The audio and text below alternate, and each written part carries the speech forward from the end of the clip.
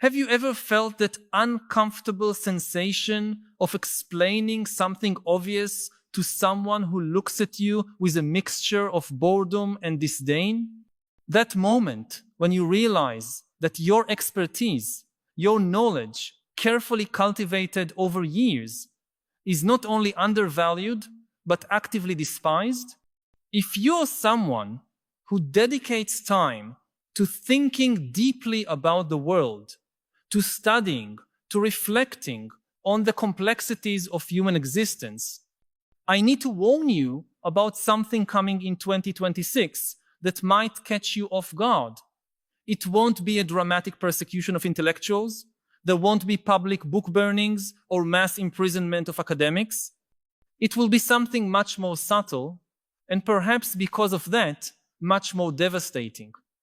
The complete social contempt for traditional wisdom and deep thinking. We are witnessing the birth of a new era where speed has replaced depth, where the ability to produce instant answers has become more valuable than the skill of asking fundamental questions. In 2026, this transformation will reach its tipping point, and those who insist on maintaining the ancient rituals of careful thought, meticulous analysis, and patient reflection will discover they are not merely ignored, but seen as irritating obstacles to progress. To understand how we arrived at this point, we need to look back and recognize that this is not the first time in human history that established wisdom has faced a crisis of relevance. When Gutenberg invented the printing press, the monastic scribes who spent years copying manuscripts by hand suddenly found themselves obsolete. Their meticulous art, their intimate knowledge of every word and phrase, their almost spiritual dedication to the text, all of it became irrelevant overnight. But there was a fundamental difference. Society still valued the knowledge contained in books. It just changed the way of producing them. The scribes were replaced, but reverence for learning remained. What is happening now is qualitatively different. We are not simply changing the methods of knowledge production and dissemination. We are questioning the very value of deep knowledge itself.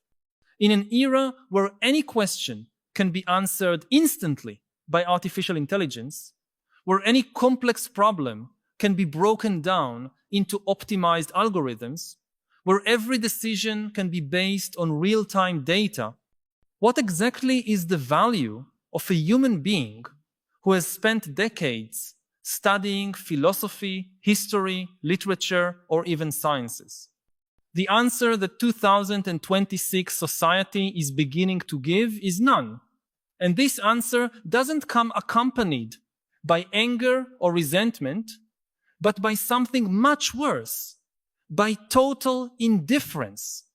The contempt that the wisest will face will not be the passionate contempt of revolutionary times, when intellectuals were seen as dangerous enemies who needed to be silenced.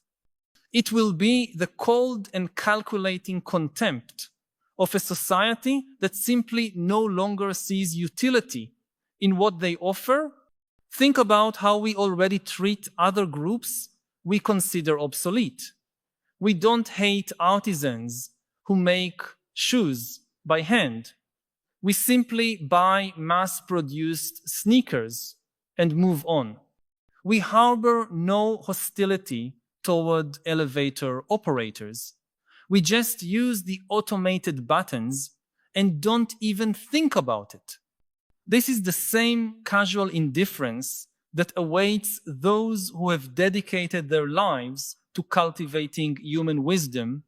They will become historical curiosities kept in universities like natural reserves for intellectual tourists, but completely disconnected from the real centers of power and decision-making in society. What makes this situation particularly cruel is that it catches the wise in their zone of greatest vulnerability. The belief that truth and knowledge are intrinsically valuable. They were trained from early on to believe that dedicating one's life to deep understanding of reality is not just a career choice, but an almost sacred vocation. They internalized the idea that their quest for understanding serves a greater purpose, that it contributes to the collective well-being of humanity. In 2026, they will discover that humanity simply no longer wants this contribution. The technology making this possible is not just artificial intelligence, although it is certainly the most obvious catalyst. It is an entire infrastructure of optimization that permeates every aspect of human experience. Apps that tell us what to eat, algorithms that choose our romantic partners, systems that decide which news we should see, programs that write our emails and create our presentations. In each case, the promise is the same. Why waste time thinking when you can simply get the right answer instantly? And here lies the cruel paradox that the wise will face. The more they try to explain why deep thinking still matters, the more they will seem disconnected from the practical reality that governs daily life. When a philosopher insists we need to think carefully about the ethical implications of a decision, while an algorithm has already calculated the optimized answer in milliseconds, who will seem more useful? When a historian wants to teach us about the complex patterns of the human past, while an AI can predict the future based on trillions of data points, who offers more tangible value? The obvious answer is that human wisdom offers something algorithmic optimization cannot. Meaning, context, the ability to question not just how something works, but why it should work that way. But this answer presupposes a society that still values these qualities. And that is exactly what is changing in 2026. Meaning will become a luxury that few people will feel they can afford, and context will be seen as an unnecessary obstacle to efficiency. We can see the first signs of this transformation in the very spaces that traditionally valued deep knowledge. Universities are increasingly focused on metrics of employability and return on investment. Publishers are prioritizing books that can be summarized in actionable key points. Even media outlets that once prided themselves on in-depth analysis now compete for attention based on the speed and simplicity of their messages. What will make 2026 the tipping point is that this process will reach critical mass. It will no longer be an emerging trend, but the new normal.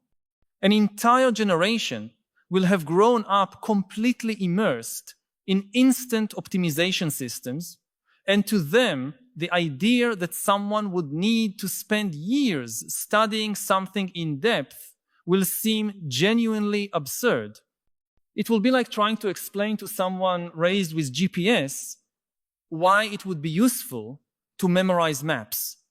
Let me pause for a moment to ask, do you also feel this growing pressure to simplify everything you know?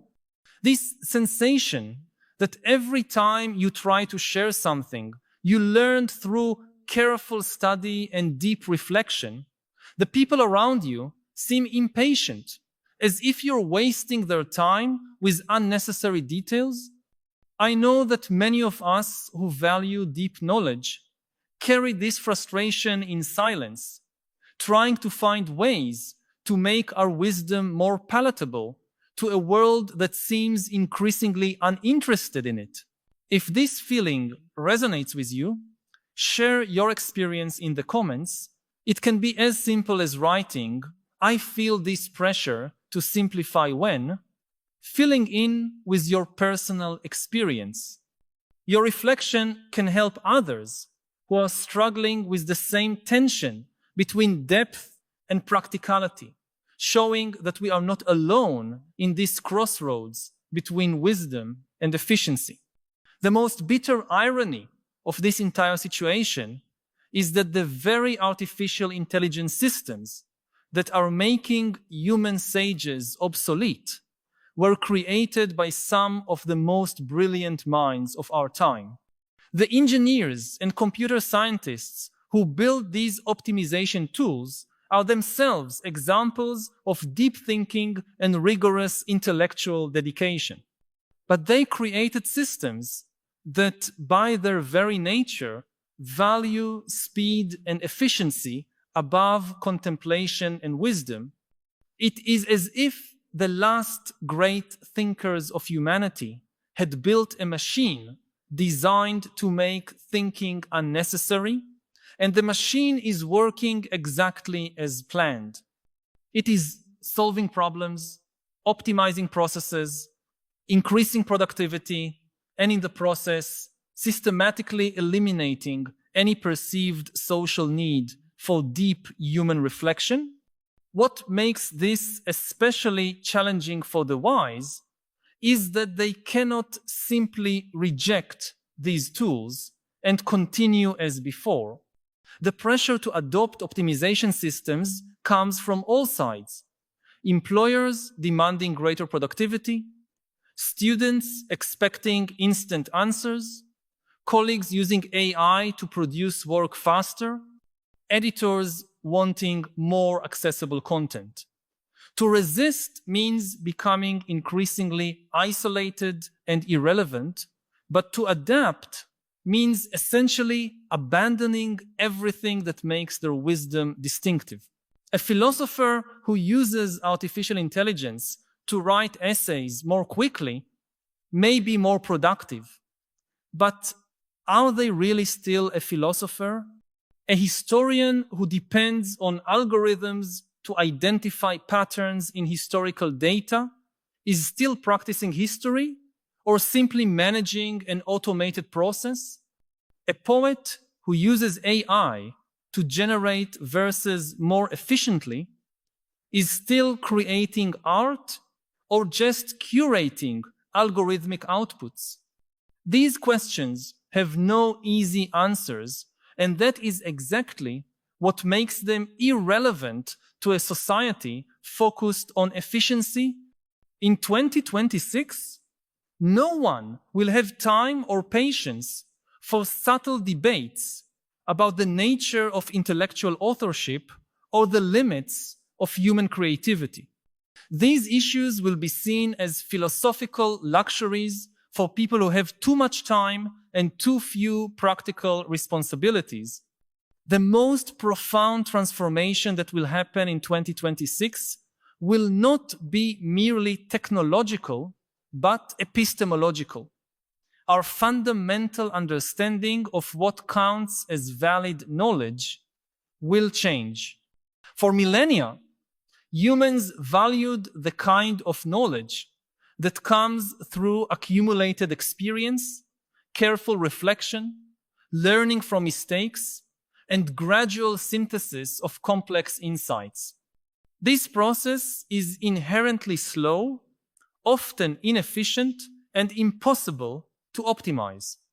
In contrast, the knowledge model that will dominate in 2026 will be based on instant data processing, algorithmic pattern recognition, and continuous optimization.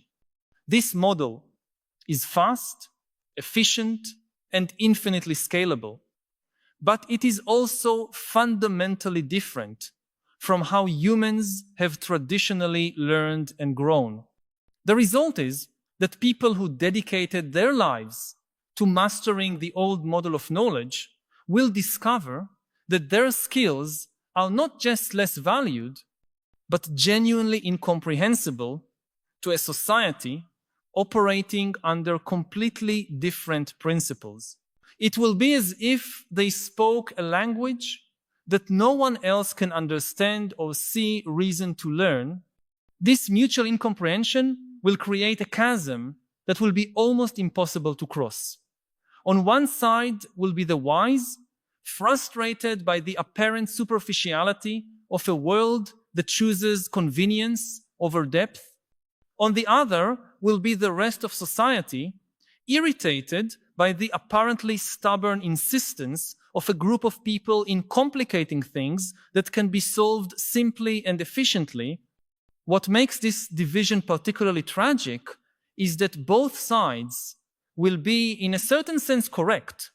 The wise will be right that something essentially human is being lost in the race for optimization. Society will be right that the practical results of AI systems are in most cases superior to those that can be achieved through traditional human thinking. This is the nature of the contempt that awaits the wisest in 2026. It will not be based on ignorance or misunderstanding, but on a cold and rational assessment that what they offer simply is not worth the opportunity cost. In a world where every second counts and every decision can be optimized, the luxury of spending months or years reflecting on a single idea will seem not just unnecessary, but morally questionable. Imagine trying to explain to someone why it is worth spending 4 years studying literature when an AI can read and analyze every book ever written in a matter of hours. Or why someone should dedicate decades to the study of philosophy when algorithms can identify the logical implications of any ethical position in seconds, or why human experience and intuition still matter when empirical data can inform every aspect of decision-making. The answers to these questions exist, but they require exactly the kind of slow and careful thinking that 2026 society will no longer have patience to consider.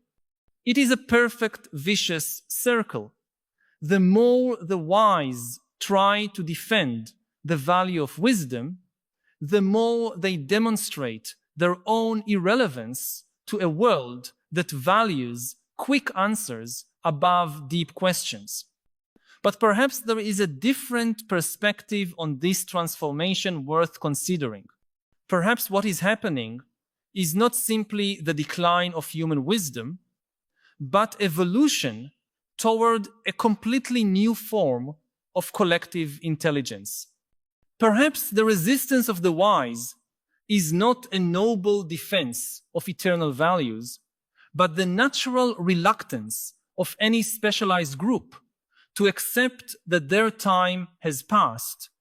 Throughout history, there has always been tension between established experts and new forms of knowledge. Medieval scribes resisted the printing press, artisans resisted industrialization, human operators resisted automation. In retrospect, we can see that while something valuable was lost in each transition, something even more powerful was gained. It is possible that traditional human wisdom is just another of those capacities that had its moment of maximum utility, but is now being replaced by something superior. Perhaps the ability of an AI to process vast amounts of information and identify subtle patterns is genuinely more valuable than the human capacity to reflect deeply on individual ideas. If this perspective is correct, then the contempt that the wise will face in 2026 will not be a tragic cultural loss, but a necessary adjustment to a new reality. It will be painful for those who dedicated their lives to cultivating traditional wisdom, but it will also be the natural price of progress. But even if we accept this more optimistic interpretation, we still need to recognize that 2026 will mark the end of an extraordinary era in human history. For thousands of years, our species valued the individual pursuit of deep knowledge. We celebrated thinkers who dedicated their entire lives to understanding a single fundamental question. We built entire institutions dedicated to preserving and transmitting accumulated wisdom. All of this is coming to an end, not through catastrophe or authoritarian suppression, but through gradual obsolescence. The temples of human wisdom will become museums. The rituals of deep thinking will become historical performances. The last sages will become keepers of traditions that no one else needs or wants. And perhaps, in the end, this is appropriate. Perhaps each phase of human evolution has its own type of wisdom suited to its specific needs. Perhaps the wisdom our species needed when we lived in small communities and depended on accumulated experience to survive is genuinely different from the wisdom we need now that we can instantly access all human knowledge and process it through artificial intelligences. The question that remains is whether this transition, even if inevitable and perhaps even beneficial, in the long run will cost us something essentially human that we cannot recover. When the last people who know how to think deeply and slowly are gone, will we have lost only an obsolete skill, or will we have lost part of our collective soul? 2026 will give us the answer to this question, whether we want it or not. And for those who have dedicated their lives to traditional wisdom, it will be a year of painful discoveries about how little their society values what they spent decades perfecting. There will be no war cries or protests in the streets. There will only be the cold silence of indifference, the casual contempt of a civilization that has decided they simply no longer matter. If these reflections have touched something you have been feeling, but perhaps have not found words to express, know that you are not alone. We live at a unique moment in human history, where the very foundations of what it means to know and understand are changing before our eyes. If you recognized yourself in the tensions we explored today, consider joining this ongoing conversation. By subscribing to the channel, you will become part of a community of people who share unease about these profound transformations and the desire to understand what they mean for our collective humanity. We do not offer simple answers to such complex questions, but we create a space where we can explore these changes together without haste, without the pressure for instant optimization that characterizes so much of our current world.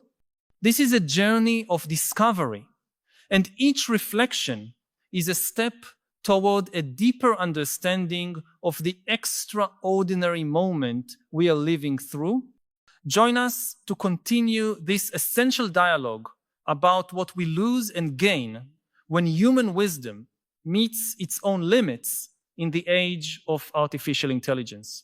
One of the reasons that the order of the world is collapsing is that we have deficit of trust. And it makes us extremely vulnerable to AI. And it also guarantees a very dangerous kind of AI that will try and probably succeed in taking the world from us. You can think about AIs as the children of humanity. When you try to educate children, there are the things you say to them, and there are the things they observe you actually do. And your behavior has far more influence on their education than what you tell them to do. So if we kind of tell our AIs, don't be power hungry, don't be untrustworthy, don't cheat, don't lie, don't manipulate, and then the AI observes us constantly manipulating and cheating and grabbing power, the AI will learn from how we behave. If the AI tycoon himself, or in rare cases herself, behaves in an untrustworthy way, he himself believes that all the world is just a power struggle, there is no way that he can produce a trustworthy AI. The good news is that this entire worldview is not just cynical and dangerous, it's also a mistake.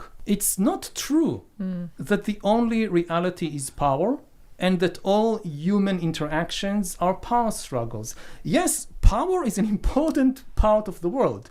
Yes, some human interactions or some part of human interactions, they are power struggles. And yes, some institutions or all institutions, they have problem with corruption, they have problem with people manipulating, but this is not the whole of reality.